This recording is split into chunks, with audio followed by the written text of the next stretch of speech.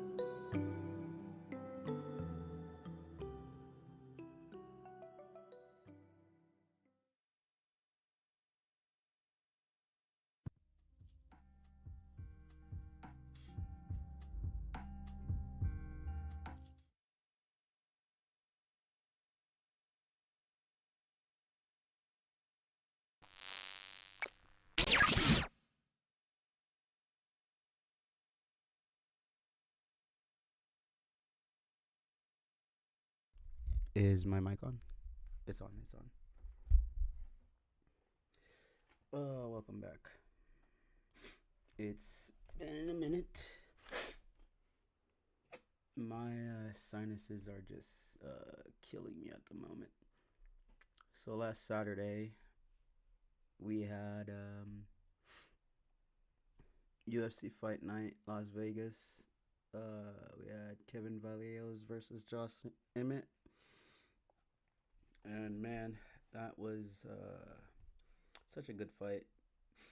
It was a good fight as long as it lasted for, to be honest. All right, let me lock in.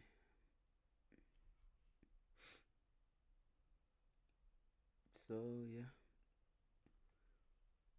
So yep, last week we had Kevin Vallejos versus Josh Emmett, and Kevin Vallejos, god dang, dude had Josh Emmett punching the air for a good 5.5 minutes. That was crazy how Kevin Vallejos just took Josh Emmett out. Like, nobody has done that to Josh Emmett, but Josh Emmett is 41. I think let's look at our boy Josh Emmett. Right, last what? Age 41. Yeah, our boy is 41. And he was fighting Vallejos. I think Vallejos is like 25, 28, if I'm not mistaken. 24. Jesus Christ. He was fighting a 24 year dude was fighting a 24-year-old. Like, old ass man fighting a 24-year-old. It was That's just crazy. The fact that the UFC looked at that fight and was like, yeah, that's the fight we need to make. Fucking ads. It was like, let's put this 24-year-old up against this 41-year-old, you know? 72% KO. When most of his wins are 72% KOs. And the UFC was still like, yeah, let's give him Josh Emmett. I mean, MMA fighters do not know when to say no, and that's just the culture of the game. You just can't say no.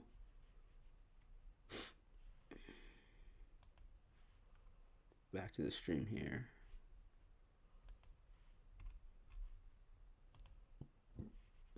Excuse me. And then we got Jillian Robertson versus Amanda Lemos. That fight was...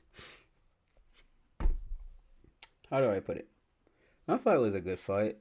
A lot of takedowns, a lot of ground fight. Amanda Lemos was really cracking Jillian on the feet. She was really doing a good job, like putting her hands together. But the thing is, every time they got close, Jillian was like, "We're going down, and we're doing this on the ground." Real quick, we had a split decision between that fight. I don't know. I kind of felt like Feely had it, you know, but shit, it is what it is. It was a good fight. It was entertaining. As like, it was one of these fights like you just didn't know how good Feely would look, right? You just didn't know, because Andre Feely, he has those nights where he shows up and he's the best in the world, and then he has these other nights when he shows up, it's like, what the fuck, Feely? What the fuck? How did you lose to that guy? And again, that's MMA. You never know. You never truly know who's going to win a fight until the fight is over. You never really know. Let's see. Where are we at? So last Saturday, how did we do? This was our main card picks for last Saturday. We had Valios on the money line. We had Lemos and versus Robertson. We had Robertson on the money line. We had Omar Sy, bro, or C. That was a crazy outcome. The fact that Kunte Laba. Let's move on here. That was a good fight, but let's just. Where was Omar C? Yeah, he was the main card. That fight was such a minute ago that I've not. The fuck? Am I? Oh, here he is, right here. He is right. So freaking many ads. Omar C. You see, I did not see that coming. I bet nobody in the MMA community saw that coming. To lose a first round guillotine? Like, god damn, bro. And he lost to Kunte Laba, and Kunte is not. It's not like Kunte Laba is a freaking slouch himself. I'm not talking shit about your boy here, but damn, like the fact that he got Omar C out that easy with a submission, bro. I mean, look at this UFC record right there. Look at this record. That's why you can't ever talk shit about a record because you just don't know. You don't know how somebody's gonna look on a certain day. It Shit like that happen. This is MMA. Omar C, shit, young dude. Well, he's 30, still young. Is he like a prospect? You say? I don't know. He's now 3-2 in the UFC. Uh, I don't know, man. That was shocking. I ain't even gonna lie. Like the fact that he just got submitted in the first round. Um, Not even a like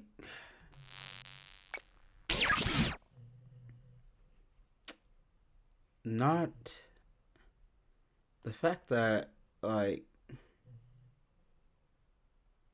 that fight ended way too quick and it was just way too easy for Ian Kuntilaba. That I mean Kuntilaba is a vet, but Jesus Christ, the way he sank that choke in was just crazy.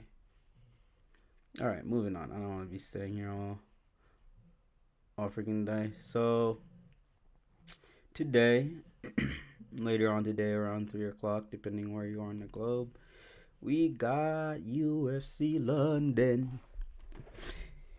and heading the main card, we got Movsar. That Movsar.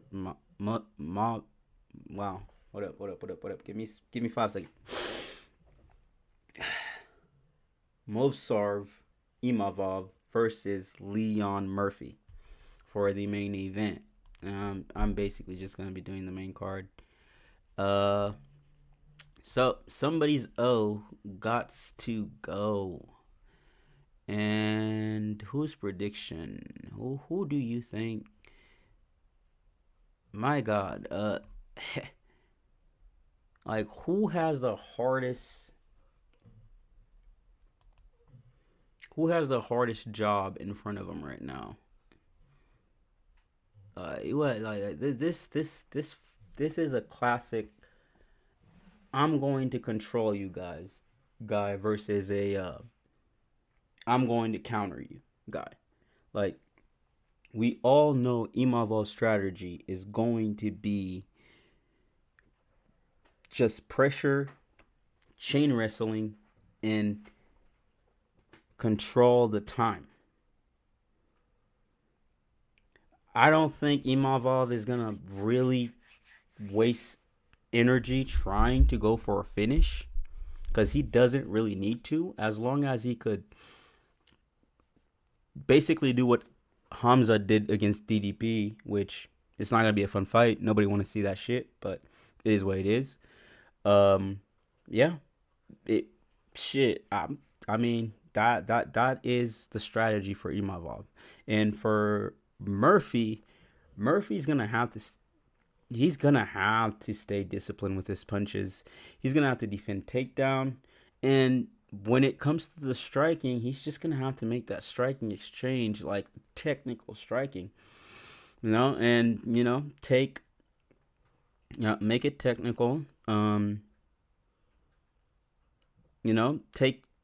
Take chances when the chances are open. Just create those chances, instead of trying to go for a knockout, going in gun blazing, because if that's what he does, he is 100% going to be taken down and he is going to be controlled.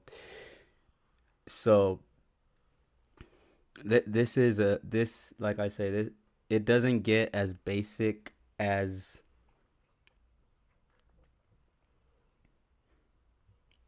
control fighter versus counter striker, like wrestler versus striker.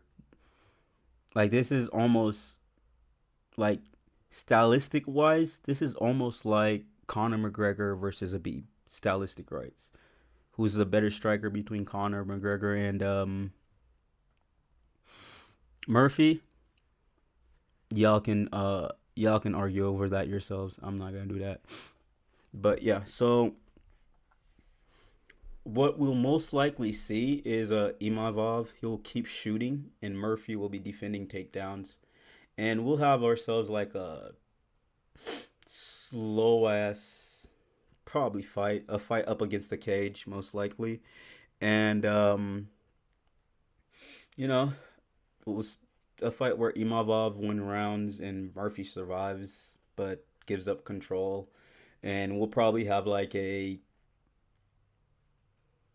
10-9 round. Like each round will be like a 10-9, 10-9. I mean, you know, uh, shit. We could probably see 29, 27s, 29, 28. Probably will we see a 30? I mean, I don't know, bro. I don't know how this could go. And it's a 5 round fight. That's the thing. And I feel like a heavy grappling resistant match would literally favor um Imavov. And why did I say Imavov? What the fuck? I've been up all night. Taporia. I love Taporia too, my guy. Tap- Taporia. Taporia number one. Okay. I mean, he is the best fighter right now. I'm not gonna say he's number one, but me continuing.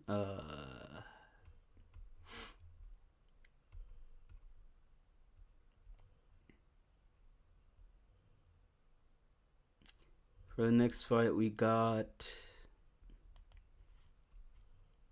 Luke Riley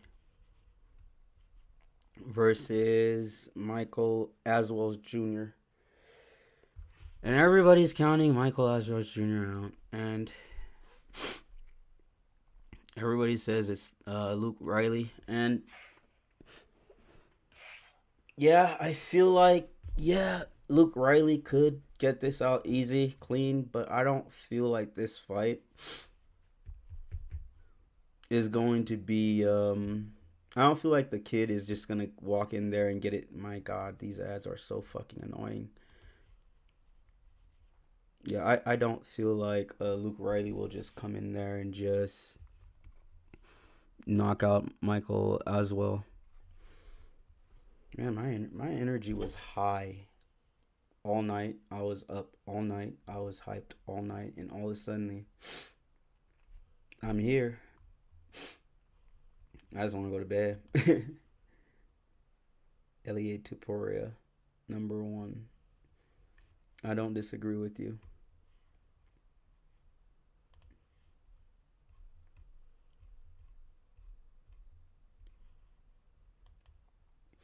I do not disagree with you, but I do feel like this fight is this fight most likely will go the distance. I feel like as well as he's vet enough and he's game enough to keep this fight on the feet. Although Riley is, man, I was watching a few of his fights from Cage Warriors. Well, not his fights. I watch a few of his highlights. Like I don't have time of day to go and watch a few of all of his fights. Like I just watched the highlights, and this kid, he's got some pretty good hands, some pretty slick kickboxing. But at the end of the day, he's going up against a you know, I'm not gonna say a one of those vets that you try to prop a kid's career off of, if I must say. So I'm not gonna say an easy win for Luke, but it could be. And we got Michael Venom Page versus Sam Patterson. Guys, Michael Venom Page is 38.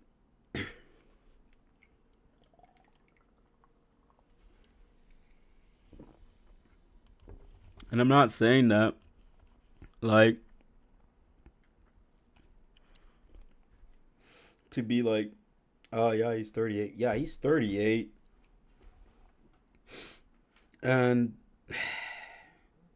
yeah, I can see Michael Venom Page sticking and moving and doing his thing, but let's be real here.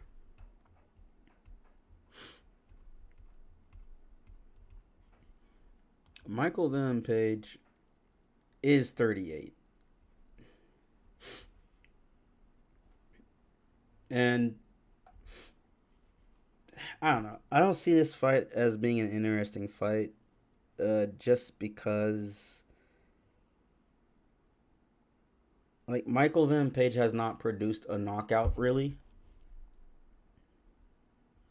Like he has not produced a knockout in a minute, and I gotta go back to this motherfucker's fight. He's not produced a knockout. His fighting style is interesting. It is hard to figure out. Yeah, he only has one loss in the UFC, but Jesus Christ, bro. Ever since he's been in the UFC, he's been a decision merchant. Well, he had a few highlights, but he's mainly a decision merchant. Like, I don't know if this fight card is gonna be interesting. Like that particular fight is gonna be interesting or not. But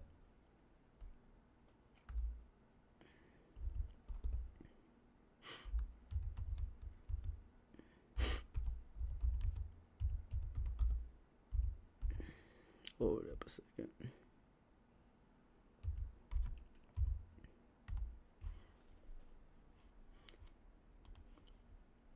I think I watched one of Sam Patterson's fight, and he is a decent fighter. Dude's got good hands. For Sam Patterson, I feel like he's going to try. He's going to need to make this a dogfight. He cannot play this. Like Sam Patterson can't stand there and play that Michael Venom Page game, because Michael Venom Page may be 38, but he's still fighting at a high level in the UFC. Is it the highest level of the UFC? He's top 15. So, I mean,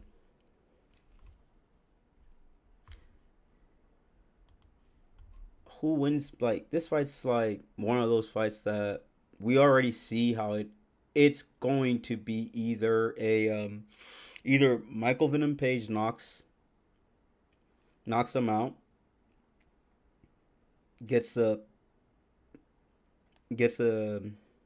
highlight reel knockout, or else we'll see a 3 round fight where Michael Venom Page just dances around the octagon and he counterattacks, which is what he does.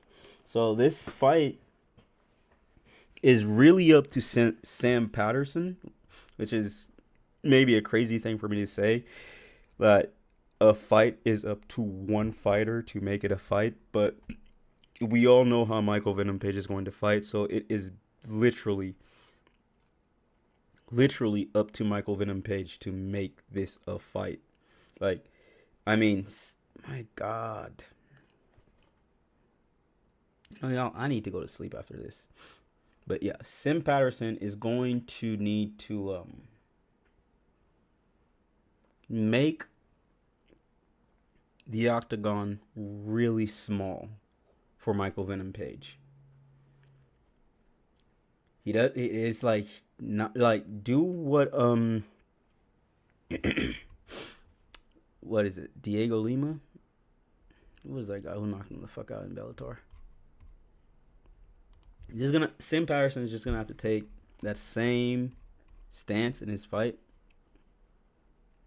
Not Ian Gary, not Mike Perry. Holy shit. Douglas Lima, that's who it was. Diego is the other brother. Douglas Lima. Yeah, so he's going to need to do what Douglas Lima did. Sam Patterson's going to need to kick the legs, take Michael Venom Page base off.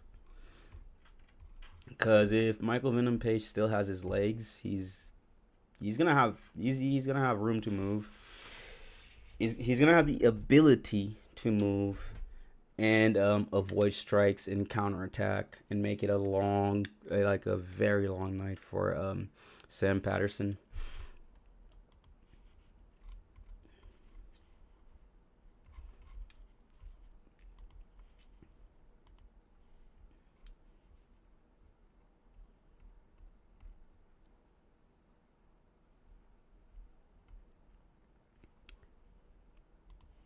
Who else we have?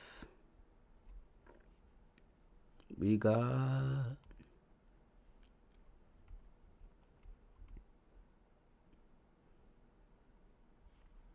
I think that's Ira Boronsky versus Austin Lane. And guys, I'm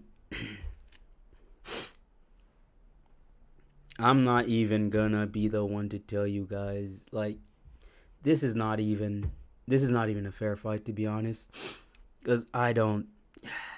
Another 38-year-old versus a 27-year-old, about a good decade of age between these guys, and it's like, we all know it, the older guys usually lose to the younger guys, and Austin Lane is on a losing streak right now. He got submitted, he got knocked out by Mario Pinto, who is also on this card. So yeah, this is like a very easy card, like very easy fight to predict. Like, both men have power, but I believe more in Barinsky's power and his durability than Austin Lane's power. This fight is gonna end quick, like under 1.5. Like, that's an easy under 1.5. Like, way too easy.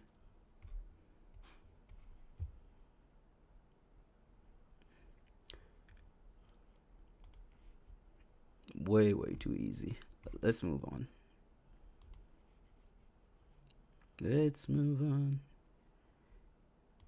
We got Roman Dolidze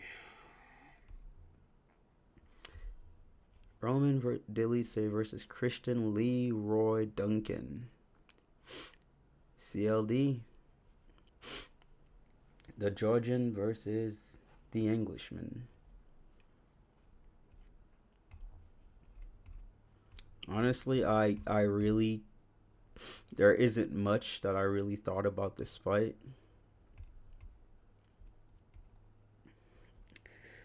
Besides, Dolidze has some slick ass power. He is on a losing streak. Let's see. Let's look at our board. Dolidze. Yeah, KO merchants right there. You got 9 wins in the UFC, 4 losses, but 53% wins by KO, which are 8 wins. 8 of his wins are by KO. And he has like 27% wins by decision, 75% losses by decision. So he either knocks you the fuck out graciously, or he loses to you by decision.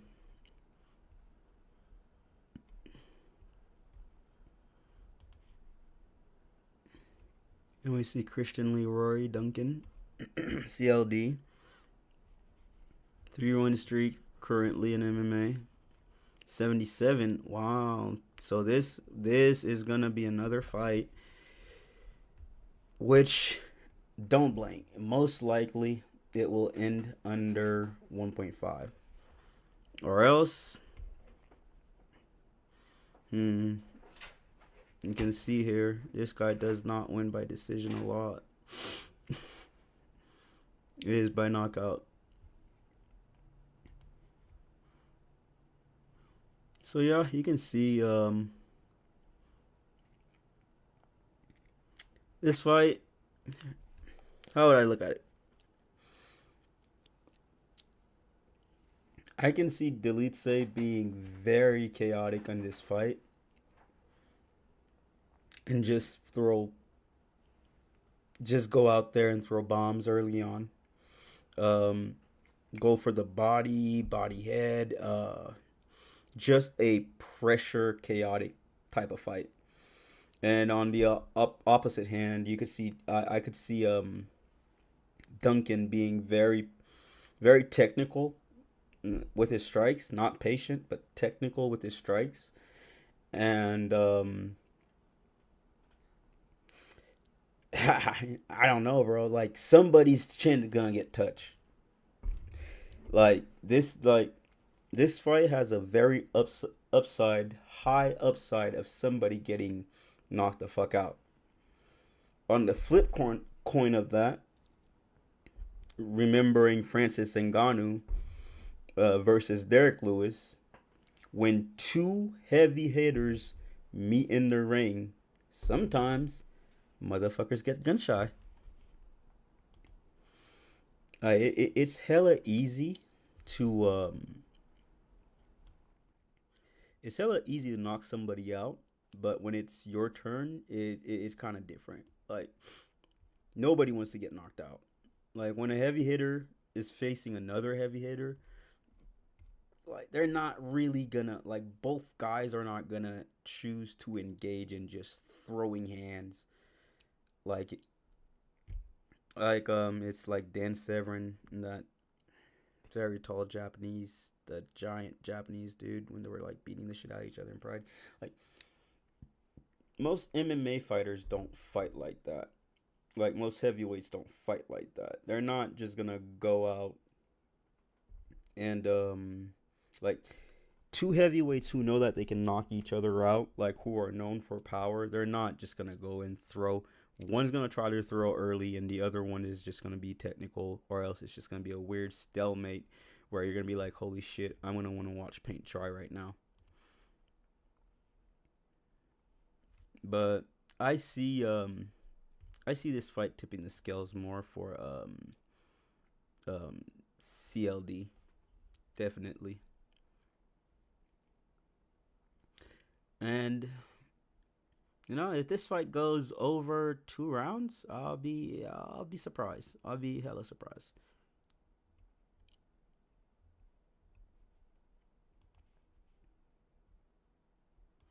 Moving on, we got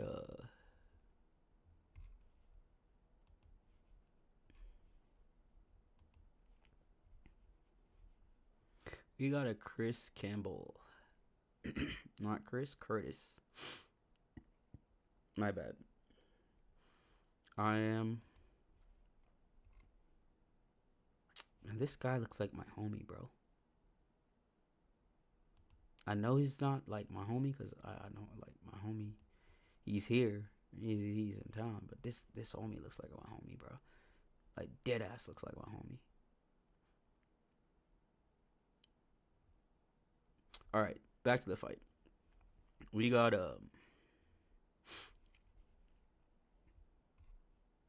Curtis Campbell, the Pink Panther. What a nice name. The Pink Panther, Liverpool, England, moderate favorite. He's 23 years old.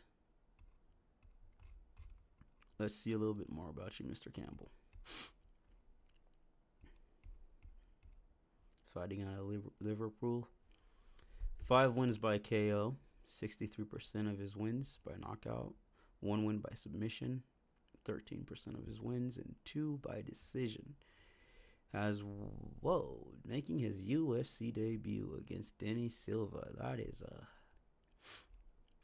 my guy. If you beat Danny Silva, I'm not gonna say you accomplished something great, but you're about to face like Danny Silva he'll pressure you. He'll put that pace on you, and he'll put like this is gonna be like a back and forth fight. I don't feel like I'm not gonna say I don't feel. In my opinion, fighting the Contender Series guys is not fighting the best guys in the UFC. You're just fighting the up and comers. You're fighting guys who are regional like you, who are trying to get into the UFC. Danny Silva, 29, not old, not a middle-aged man yet. He still has like 50% wins by knockout, and 50% by decisions. 0 wins by submission and 0 losses by submission. Wow. 2 wins in the UFC, 1 loss.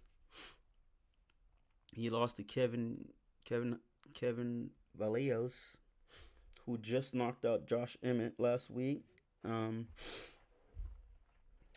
If I told you I watched that fight, I will be freaking lying.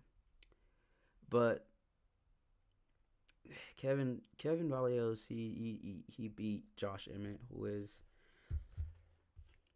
he's up there in age, you know, and I feel like Josh Emmett's best fight was against his best fight. Although he lost, his best fight was indeed against Lerone Murphy. That was Josh Emmett's best fight. And I know that's like, I am taking a detour from, but yeah. 3-fight losing streak. 10 wins, 7 losses. And where did it start? He lost to Ilir Tapura. Unanimous decision. Okay. He KO'd Bryce Mitchell. Then he fought Lerone Murphy. Lost a decision. This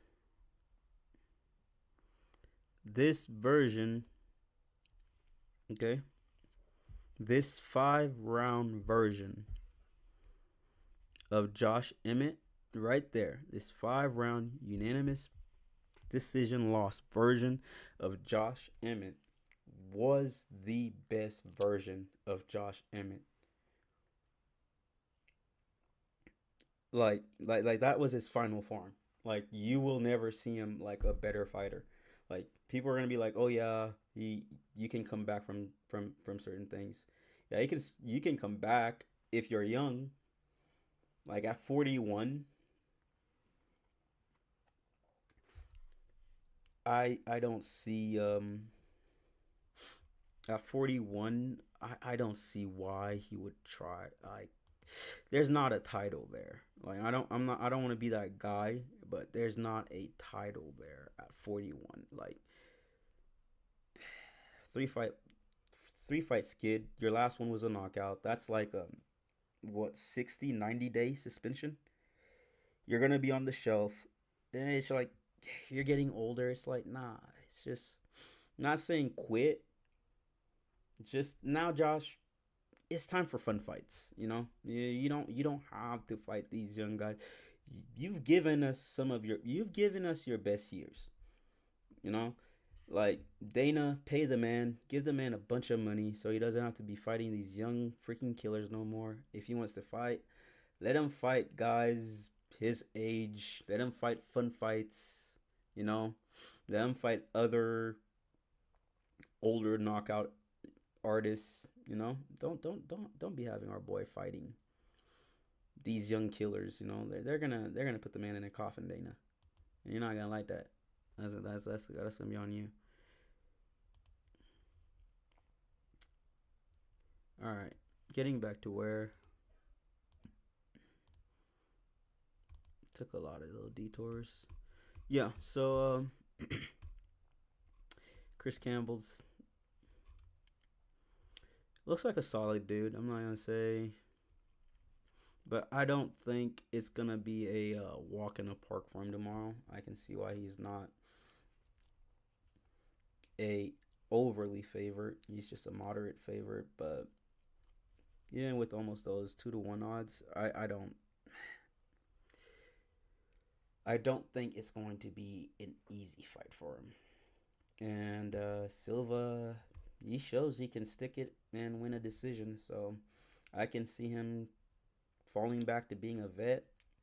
Probably pull up some crafty vet shit and wins the fight by like a split or unanimous decision because that's what veterans do. That's exactly what veterans do.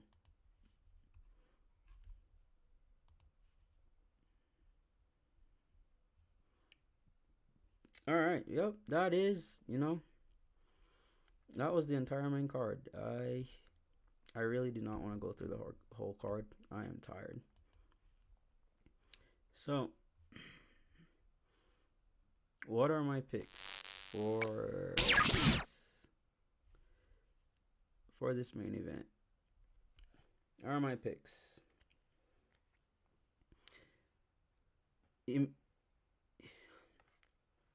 Evloev versus Murphy. I got Evloev. I have him. Evloev is a decision merchant, so he's an easy pick. Lerone Murphy got power, but I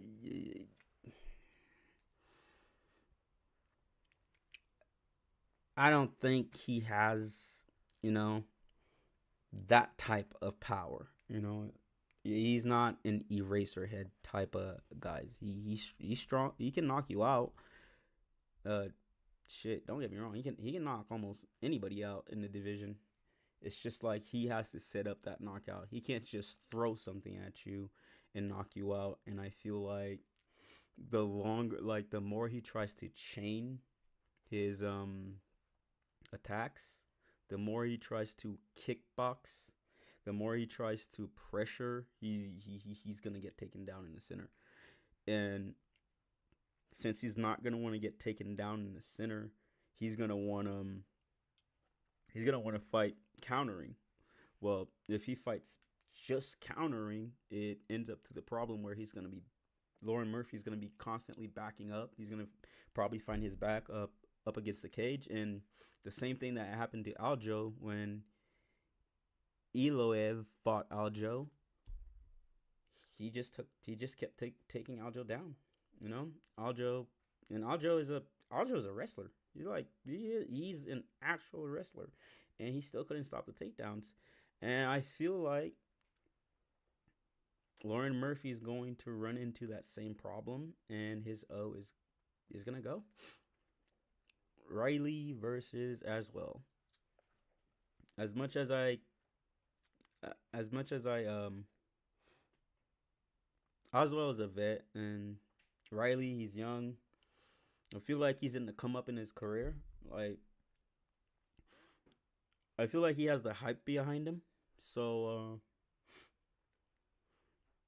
plus he's young, he's good. Like he's got like when he fights, he's got the way, like he's not a Sean O'Malley, but he can strike. The kid can strike, and he can grapple also, and he's got some good anti takedown. So I like his chances against Oswell. And I got Michael Venom Page versus Sam Patterson. Like I said, Page is ever since he got into the UFC, he's become a decision merchant. And I really feel like Michael Venom Page is going to stand on the back foot, and he's going to pepper and counterattack, and he's going to be looking to switch angles, and he's just going to make Sim Patterson follow him all night, and we'll get another decision win by Michael Venom Page. So we got Duncan and Delitse. Like I say, two guys, both of them both men are over 50% KO wins in their careers. So that's already something in itself. These two guys are gonna go out there, and I'm not gonna say they're gonna try. Well, every fighter tries to knock each other out. I'm not gonna say they're gonna swing with reckless abandon, but knowing Delitse, he wins some, he loses some. I feel like Chris Duncan, he is more precise with his striking. slightly better footwork. I feel like he'll be able to touch Delice's chin and put him out. Probably, if not the first round, I'll say second round. 2 point, let's say 2.5 rounds over. Let's say under 2.5. You know, over 1.5, over a round and a half. And man, that is a hard name. Bareni, Bareni, Bareniski.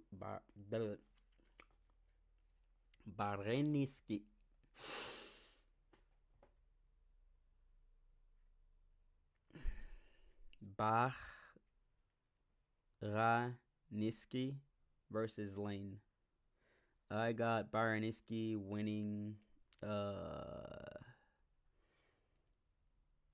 got Baraniski winning. First round knockout. That's my pick. That's my pick. First round knockout. I feel like Baraniski will win via first round knockout. And we got Curtis Campbell's versus Danny Silva. This one is. I feel like Curtis Campbell is coming in with this confidence of a debutante, and the whole thing is, well, I don't think he's not really a debutante, but he 8-0, undefeated, young guy.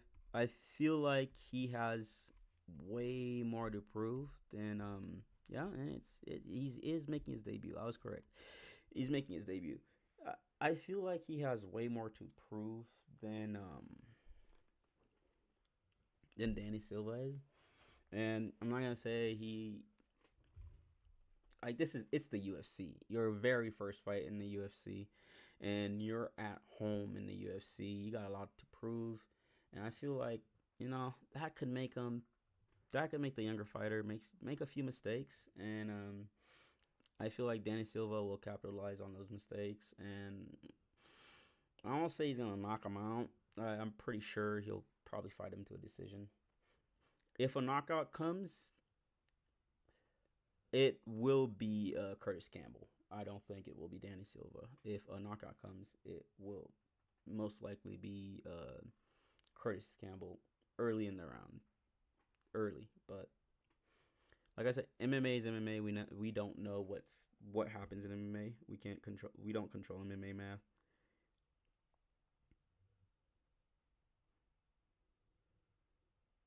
I don't think it will be Danny Silva. Cheek. Moving on. So here's a parlay. A 3-leg parlay. Just straight money line parlay.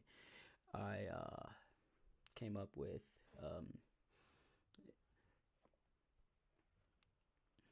as you can see, I got Evloev on the money line, Michael Venom Page on the money line, and Riley on the money line. Yes, I got the young kid on the money line.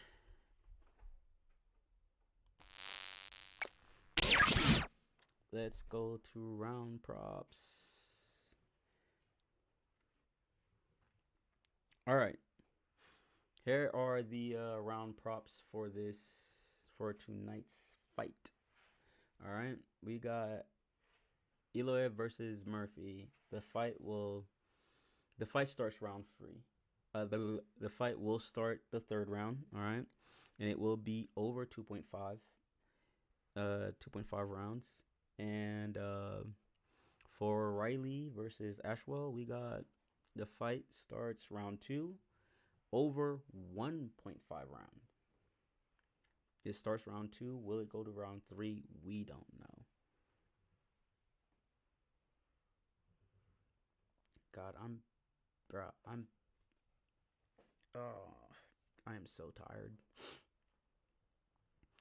All right, we got Michael Venom Page versus Patterson. Like I said, Michael Venom Page is a decision merchant. All right, the whole MVP, the whole Thanos Snap Gauntlet, the whole Pokemon Ball, all ball stuff, all that was Bellator. All right, the Michael Venom Page you got in the UFC right now is a Michael Venom Page that's focused on winning. And with the Paramount Plus and the Paramount deal, I don't know if winning really matters anymore in the UFC for real. Like I feel like entertaining is what Paramount Plus is going for, not just winning. So if Michael Venom Page wins another boring decision or just another, mid decision, like where does he go from there? Like title shot? Does he fight somebody who knows how to wrestle? Who's gonna probably put him down? Like where does he go from there? Like I feel like this fight with Sam Patterson is probably the UFC trying to find the right matchup for Michael Venom Page.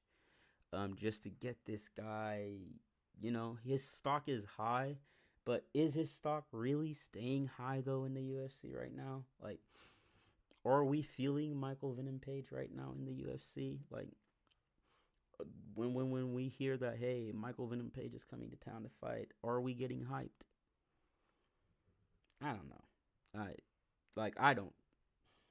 I don't like the hardcores. I think hardcore MMA fans, they respect him, and I slowly think the casual fans are just waiting for him to slip up in the UFC or just lose a boring decision just to say he's a fraud. Something. That's just MMA fan. I don't think he's a fraud. I do think Michael Venom Page is getting a little older, and the thing for me is it's like where does he go from here? Like at 38, like where does he go if he wins this fight? Only time will tell. Moving on. We got Delitse versus Duncan. Fight ends before round 3. That, like I say, I do believe that might happen.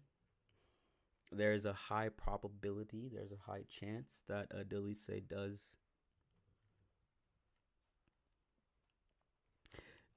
does knock out Duncan, and Duncan knock out Delitse. For this prop, it's just fight ends before round 3 under 2.5, because those are big boys and they just throw. And that name that I just can't seem to pronounce, that pronunciation. All right, so we got Barin Bariniski versus Lane. Man, that name is making me lose all my English. Um, that fight, that's an easy pick for me, bro. Like Austin Lane, to be honest, is I wouldn't be surprised after like this fight he loses and the UFC's like, yo, brother, it's been a good ride, but here is your papers, man. Pack your bags. You're done. This is your last fight. And I'm not saying that to say that Austin Lane Austin Lane don't suck or anything. That's just MMA. That's just the game. Like fighters don't stick around forever, and especially in the heavyweight, you really don't stick around once you start losing. Unless you're Sam Alvey, like that dude stuck around like a lot, but I don't think we'll see too many Sam Alveys sticking around in the UFC and in the future. Like look at Jalmeida, Almeida, like that Brazilian dude that everybody was fucking saying was gonna be like the next John Jones and shit, and then he got beat by Derek Lewis, and he got beat by that white guy, that guy that talks like his jaw is like fucking welded together. What's his name? Curtis Blades. Yeah. Curtis Blades. Yeah, that dude lost. Well, moving on. So there are other parlays. Another parlay. Another prop. Mainly a parlay. Those are my decision merchants. As you can see, there's one guy, Nathaniel Woods versus Kieta. That is not part of the main card, but I was just looking for people. I was just looking for fighters who were most likely to win by decision to put into the decision merchant. And Michael Venom Page, Woods, and Evloev. These guys are just straight up and down decision merchants. These guys, you are more likely to punch a baby and knock out his. You're more likely to punch a newborn baby and knock out its teeth than Evloev winning a fucking knockout or decision. Shit, you are more likely to get hit by lightning 7 times than seeing Evloev win by knockout or some shit, bro. This dude, decisions are his thing. And we got Michael Venom Page ever since, even in Bellator, he was a decision merchant. But ever since he got into the UFC, this dude has really been hell bent on winning by decision. He don't care if he knocks you out. He's not going to try. And if he knocks you down, instead of going for the finish, he's going to stand there and fucking emote like he's in Fortnite or some shit. Dude, finish your food, my guy. This is the UFC. We want to be entertained, but at the same time, finish your fucking food. Finish the fight. You know? That's what the fans who paid those $20,000 for a seat, that's what they're there for. We're moving on to our CTE merchants. All right. And you'll see another name here who is not on the main card, but is, you know what's crazy? I did not put Mario Pinto up on my CT merchants list. That is crazy. That's a slight disrespect that I put Louis Southern and Bruno Perix as I feel like I'm saying this this Australian or New Zealander name kind of like Frenchish. You know what? Everybody is French. Yeah, he's Australian. I don't know my flags. Yeah, well, either way, I kind of feel like I fucking fumbled that. Because Mario Pinto. Hold up. As you can see, yeah. Let me finish talking about this first. I flutter and go everywhere. And I am so freaking tired. Alright, I'm gonna do this. Get this done. I gotta go to sleep, guys, because I gotta wake up, watch the fights, and then do a post-fight analysis that nobody's gonna watch. So,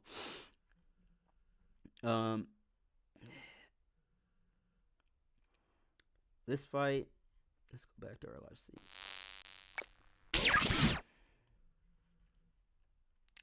I cannot remember the life of me why I picked that one off of the prelim when we have a lot of heavyweights that could have been, but it is whatever.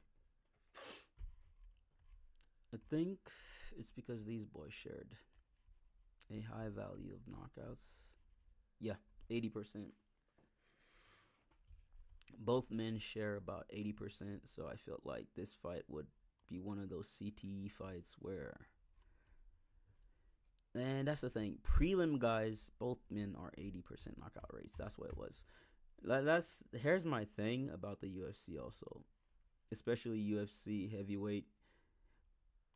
the prelim guys, they fight way harder than the main card guys. I holy shit, I had a camera the whole time that I didn't open. Yeah, so the prelim guys always end up fighting way harder than the main card guys. So yeah, the reason I picked that fight as part of my CTE merchants is because of the CTE potential that Sutherland and Pierre-X brings to the table. I believe none of these fights are seeing the third round. None of these fights are seeing the bell. Like these fights are they're not going the distance. Let's just put it that way. These guys are CTE merchants. They're coming to pick out. They're coming out to give CTE and cash their checks. If you want a more balanced parlay, and by the way, I'm not telling you or anybody here to go spend your money on DraftKings or FanDuel or whatever you use to bet. I am not telling you to use your money to bet or do any of that. I'm just having fun here. All right. This is how I will pick out mainly the money line. I always bet money line. I've lost so much money on parlays. It's not even funny. But yeah, this is just me betting money lines and just coming up with bullshit, you know. And if you play this, you win, you know. Kudos to you. Good luck. We win. You win. And if you lose, don't come yelling at me. Don't come putting negative shit on my comment section, cuz I really won't care. Like, honestly, I won't give a shit. If you're mad, that's your problem. It's your money. You're an adult. I'm not sticking my hands in your pocket and telling you what to do and manipulating you to go do certain things. Just always remember that. But yeah, so yeah, this fight overall, all these fights overall,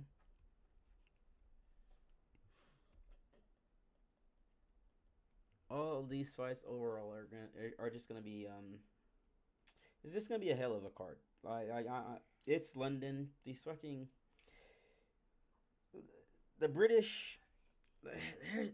Here's the thing about those Londoners, bro. Like, when they fight at home, they fight hard. So be ready. Just be ready for a great fight, y'all. I'm dead. I don't even know how I'm up. Like, I gotta go. I really gotta go, y'all. I don't know how I'm still up, but yeah, man. Check the fights tonight. If you don't watch fights, don't check the fights. It wouldn't make sense. But yeah, smell y'all later.